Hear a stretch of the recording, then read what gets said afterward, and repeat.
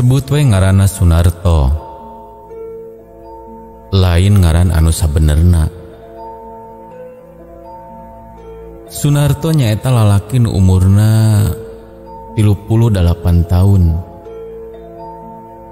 Manehna boga budak 2. Lastri ngaran pamajikanana. Pengalaman ieu dimimitian dina waktu ti iseuna warung mie ayam milik Sunarto. Geus 3 bulan warung mie ayam manehna sepi ku nu meuli. Tina sapoe manehna ngan bebenangan saukur hiji atawa nepikeun ka 4, paling lobana oge.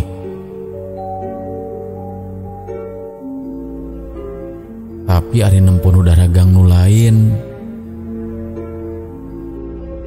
meni sibuk ngaladangan palanggan lamun wanci waktu jam dahar beurang.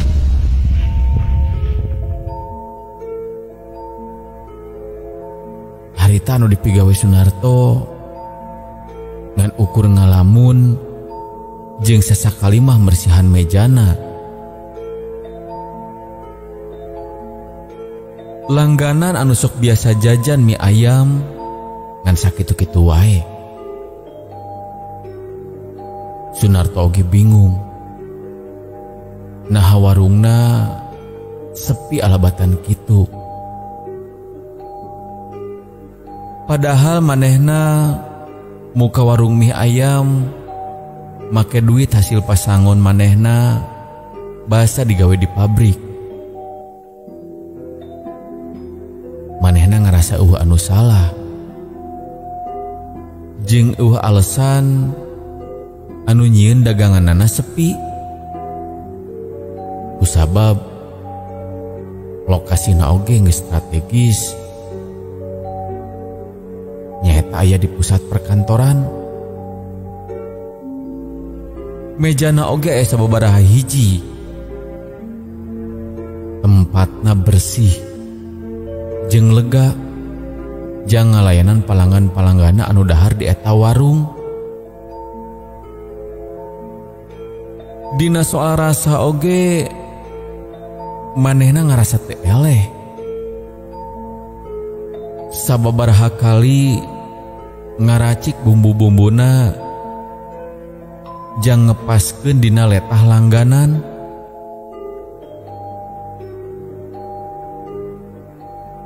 Ngan hal eta teu ngarobah bebeunanganana jeung narik palanggan anu dahar di warung manehna. Manehna ninggali pamajikanana anu ngaranna Lastri, anu sapopoe mantuan nyiapkeun dagangan. Katambah ninggali budakna anu ngabogaan prestasi di sakolaana, nu nyieun Sunarto embung nutup usahana. Leuwih-leuwih usahana can bisa balik modal anu geus dikeluarkeun. Hal ieu anu nyieun Sunarto hiji mangsa jadi poekeun, nu akhirna nyokot jalan pamungkas, nyaeta jalan singket jang ngarobah kahirupanana nu ditujukeun jang budak jeung pamajikanana. Manehna kagagas rek manggihan hiji dukun pasugihan anu lepus. Dina mangsana Sunarto manggihan Aki Jahro, dukun anu bisa ngebantu mere kakayaan tinu usaha anu keur digawean ku Sunarto.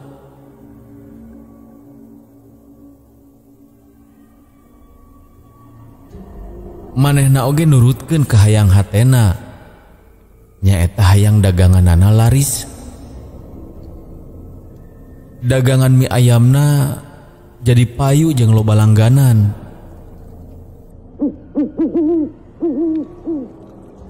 Jadi gitu kayang hidup teh. Namunnya eta anu jadi kahayang hidup. Ya ku kuring bakal ditulungan. Mohon Ki, nuhun pisan. Aki geus daek nulungan kanu jadi kasusah kuring. Tapi syaratna naon wae nya Ki? Syarat mah babari. Maneh kudu bisa nolak pelanggan anu meuli jang di bawah balik. Ya. Omat kudu dahar di tempat. Yang hiji deui, tong poho anu leuwih utama. Simpen sasajen eta dina laci paragi nuna duit. Tak gitu, eta hungkul syarat yaki mah. Sunarto oge nya tujuan kana eta syarat. Kusabab hal ngeunaan eta mah masih bisa dipigawe ku manehna. Dina pamikirna, nu penting manehna bisa robah tina kahirupanna anu ayeuna. Sangkan bisa ngabageakeun budak jeung pamajikanana. Sanggeus kajadian kitu mah, eta dukun nitah balik ke Sunarto. Yang geus, Ju, balik ayeuna mah. Balik. Tong poho syarat-syaratna eta dipigawe ku hidup. Lamun nepikeun kata dipigawe, bahaya jang hidup. Ju, geura balik. Omongan eta dukun nyieun hate Sunarto jadi regreg jeung bungah.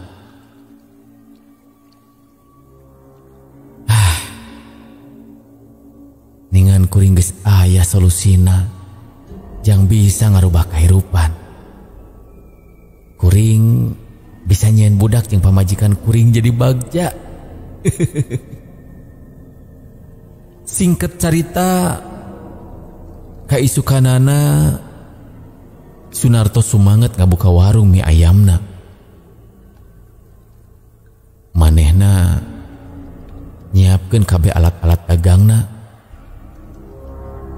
Mimiti nyiapkeun sambel, kecap, jeung varian minuman anyarna.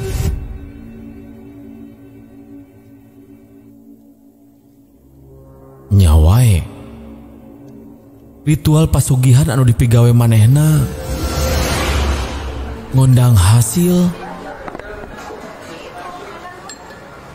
Manehna teu deui ngalamun nungguan palanggan datang. Ayeuna mah manehna sibuk ngaladangan palanggan anu meuli di warungna. Saban poe palanggan mie ayam beki loba. Jeung eta anu nyieun manehna beki sumanget tina dagangna.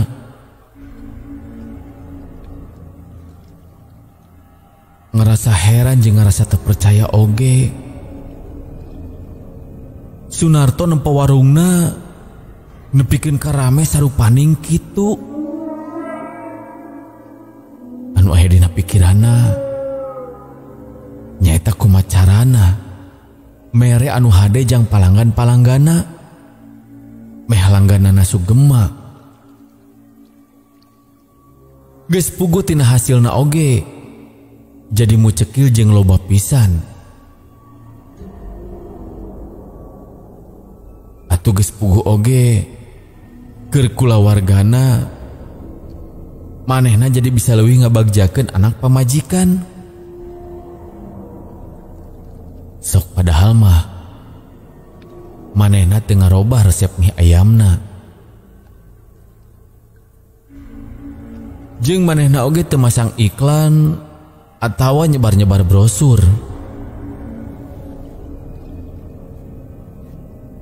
Di warungna oge ngan ukur aya spanduk tulisan mie ayam Mas Sunar. Ngan manehna mah teu mentingkeun hal-hal anu kararitu. Anu penting manehna kudu rutin jeung rajin nyiapkeun sasajen. Jeung kudu bisa nolak ku cara nu hade palanggan sangkan teu moal balik mie ayam dagangan manehna. Di harita kurang leuwih waktu 3 bulan kaliwat palanggan manehna ngalobaan. Malahan unggal poe teh beuki nambahan. Manehna oge heran jeung teu nyangka bisa nepi ka siga kieu. Padahal lamun ditempo dina waktu ka tukang, saacan manehna migawe ritual pasugihan ka Ki Jahro, kondisi Sunarto pikawatireun pisan. Ampir-ampiran nepi ka edek nyerah sagala. Tinu duit jeung kakayaan anu ngarobah kahirupan Sunarto nepikeun bisa meuli parabotan anu leuwih alus. Jeung harita manehna oge ngalegaan tempat usahana. Sunarto nyewa saruko deui anu dipeuntaseun tempat usahana eta. Duit Sunarto unggal poe tuluy ngalobaan. Duit eta teu dipake jang manehna hungkul, tapi dipake jang kulawargana nu sejen. Pamajikan manehna dibelikeun baju jeung barang-barang nu aralus tur mahal hargana. Sunarto oge ngarasa bunga pisan, geus bisa malikeun kaayaan. Nu tadina pikawatireun tinu usaha ayeuna jadi jelema anu sukses tinu usaha warung mie ayamna.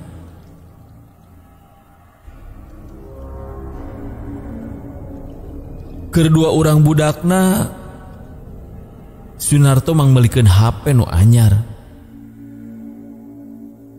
Sanajan dibantuan ku ayana jin jeung setan.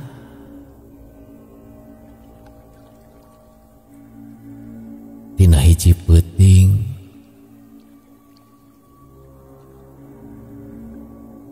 Sunarto ngarencanakeun hiji hal kanu jadi pamajikanana.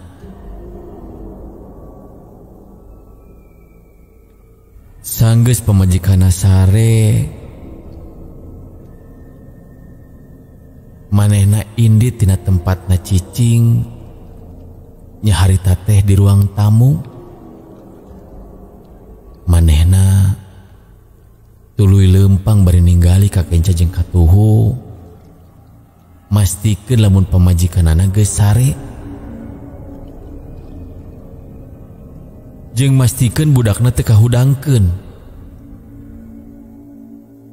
Sunarto leumpang ka palebah dapur,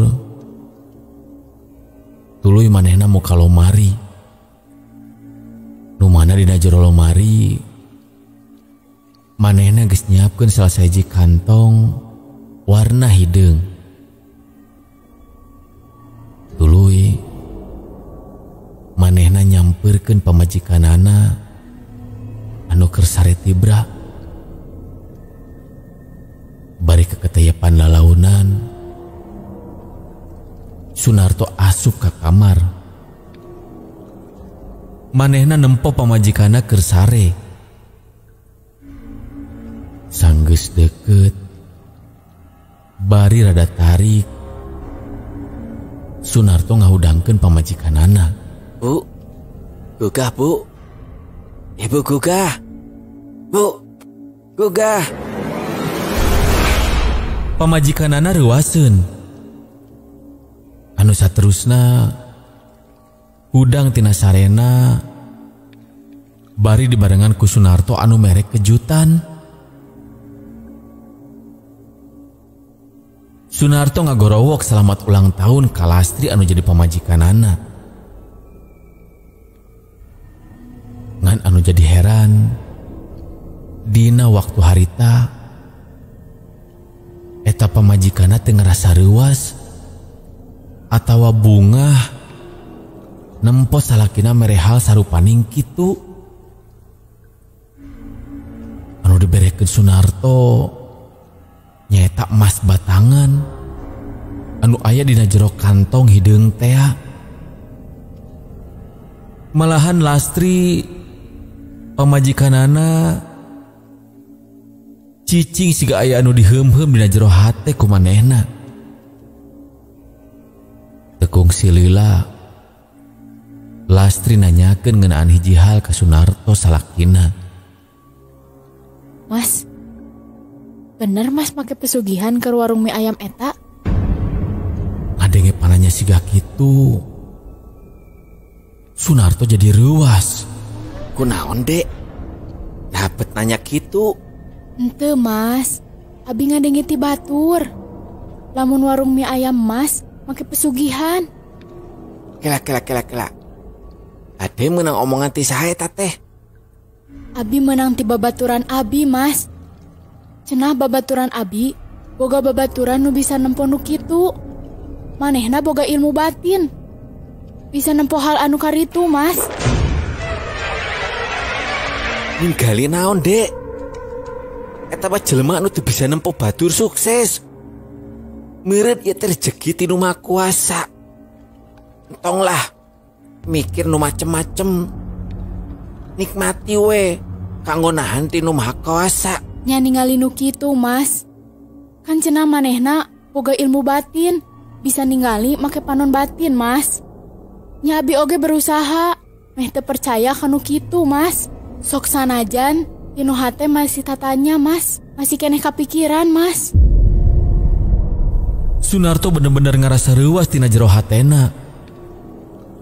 Kusabab ceuk rarasaan mah manehna can pernah mere nyaho ka sasaha.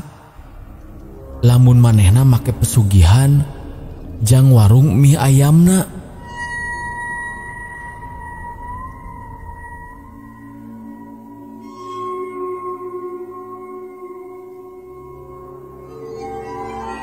Sunarto ngupayakeun jang ngayakinkeun pamajikanana nepi ka mamawa nu Maha Kawasa.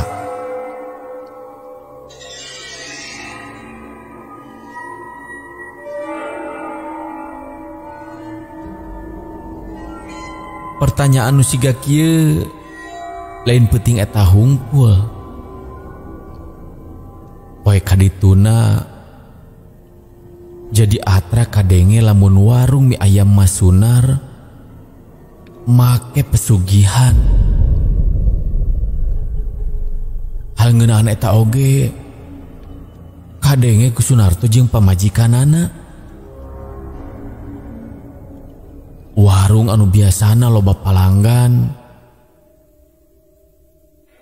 ayeuna jadi beuki ngurangan. Padahal ceuk rarasaan manehna can pernah ngalanggar syarat nu geus dititahkeun ku Ki Jahro.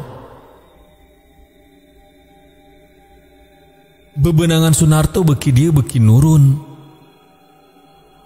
Teu siga bebenangan genep nepi ka 7 bulan ka tukang. Nu nepikeun ka ngaleuyah eta bebenanganana. Nasib Sunarto anu mimitina goreng jadi lebih halus. Tapi ayeuna balik deui jadi goreng deui. Eta nyieun manehna jadi bingung. Komo deui warga loba nu ngomongkeun warungna Sunarto jadi warung pesugihan.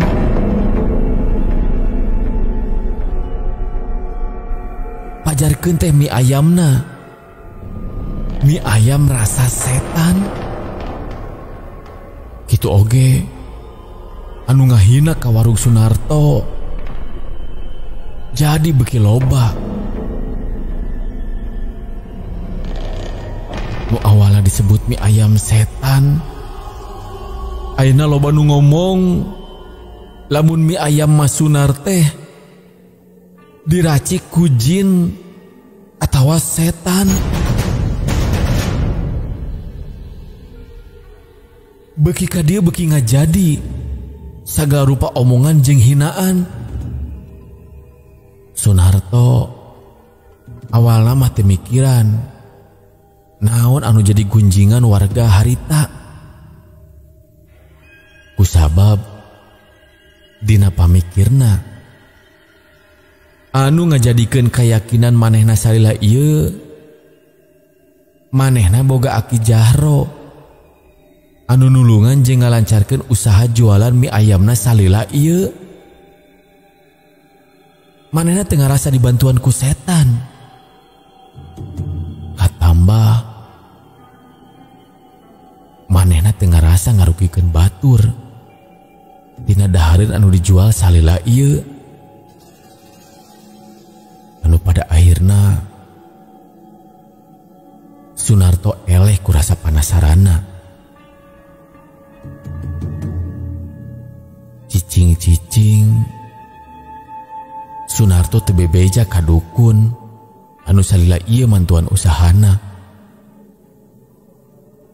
Sunarto neangan jalma anu bisa nulungan manehna jang muka panon batina.